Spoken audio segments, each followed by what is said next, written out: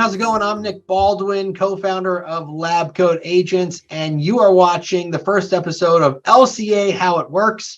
And I have the CEO of PowerISA with me today, Gus Castro. Thank you so much for being here, Gus. I'm looking forward to diving deep into what PowerISA offers.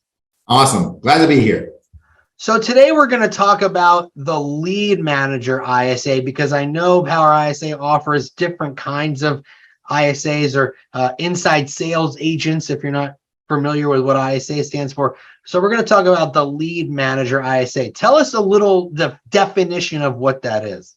Yeah, no, great question. So that's probably one of the more popular roles that we help fill for teams. And the lead manager ISA, the way I like to describe it very simply, is the ISA in charge of responding to, qualifying, and converting inbound lead opportunities, right? People coming in through Facebook, through Google, Realtor.com, Zillow.com, all of the above. People that are coming in, they're inbound lead opportunities coming to you, and someone's going to manage them throughout the client life cycle, the lead life cycle, going into contacted, qualified, appointment set, appointment met, going into, showing homes under contract and post-closing activities. The lead manager ISA follows up with them throughout those activities. Oh, wow. Okay, gotcha. So I would assume that an agent or a team, in order to really get the most out of this type of ISA, has to have somewhat of a heavy lead flow on a daily basis, right?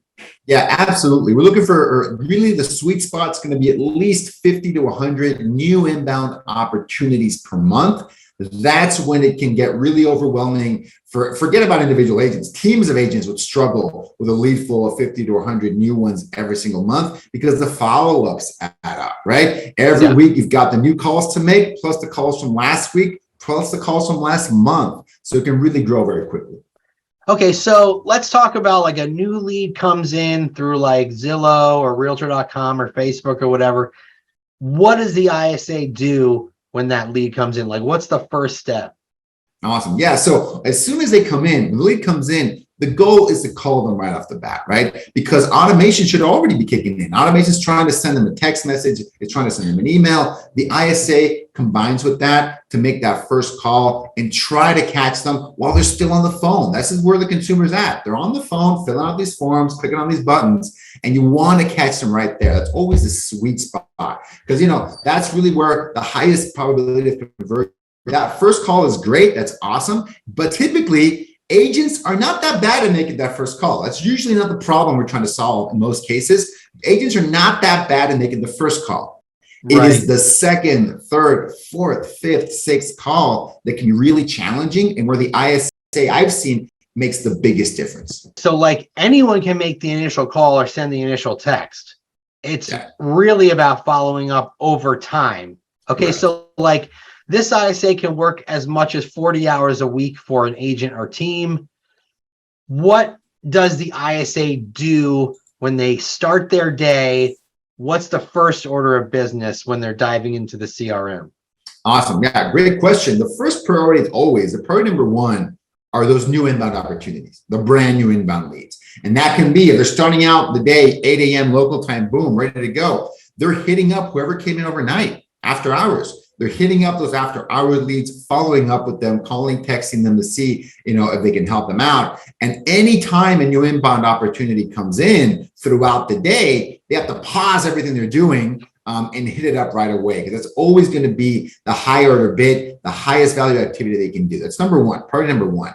Priority number two are those first 30 days of follow-up, right? Those first 30 days of follow-up is the second opportunity you've got, the highest converting chance you've got to have a dialogue with them, to qualify them and talk to them. So they're following up with every other lead that is in that first 30-day cycle, right? So priority one, brand new leads. Priority two, leads that are in that follow-up cycle. Priority number three typically is going to be whoever was active in your CRM that day.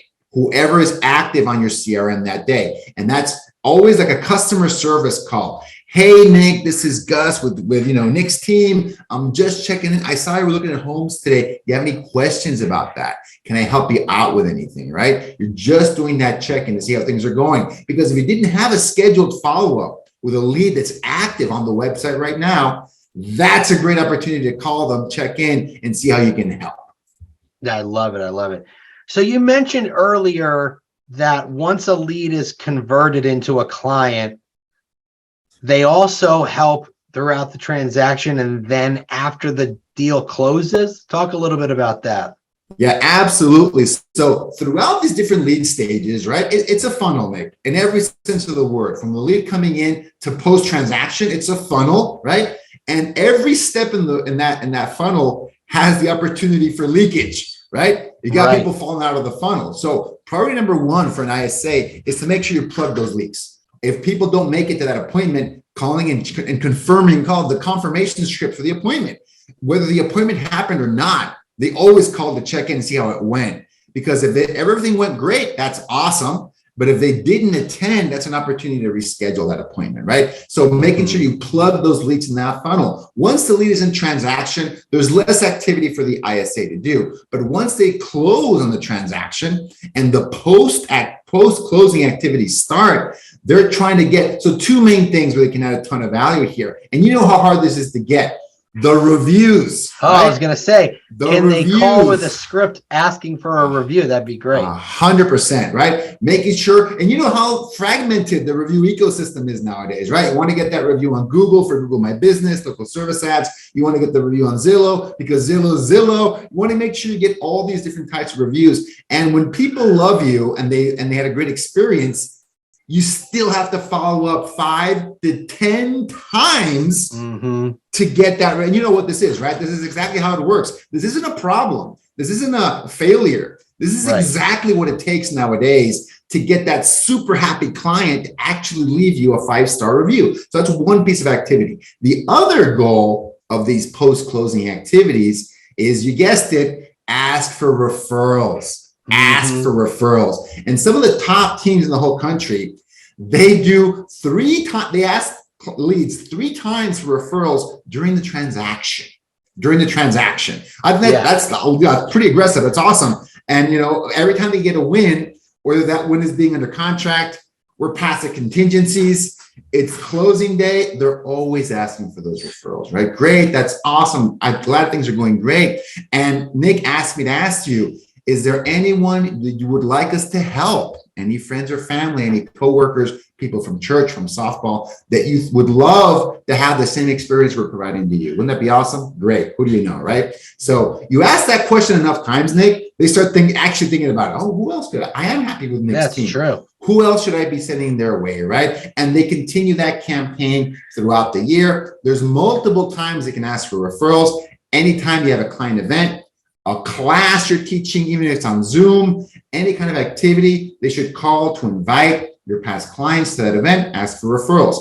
Tax time, right? Tax time is coming, January. Your ISA should be calling every single person that closed a property in the last year and asking if they need help getting their property value, tax information, whatever they need to make sure they get the right deductions given their situation. You can provide that help. And by the way, who else you might be thinking that needs help with real estate this year? Do you have any real estate plans for the coming year, et cetera, right? Do they have any questions in the market right now, right? A lot of anxiety about the market.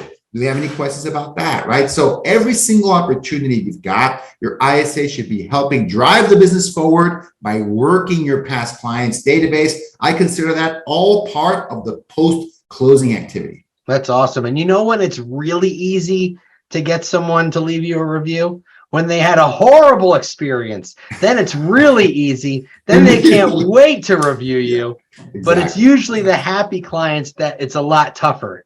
Yeah. It just is. 5 to 10 times. Got to follow up with them. Call, text, email 5 to 10 times. Here's a link. Here's that link again. One more time. Here it is. Send it to them. It's worth it. It's worth the trouble. No, 100%. And that's why you see agents. And I love seeing this on LSA. I love seeing this. One agent has 5 reviews, 10 reviews, and 150 reviews. This happens, guys. Google agents in your area. Look at those local service ads. It's 5, 20, and 100. The guy with 100 has a system, right? 100%. They harvest those reviews and they're worth gold.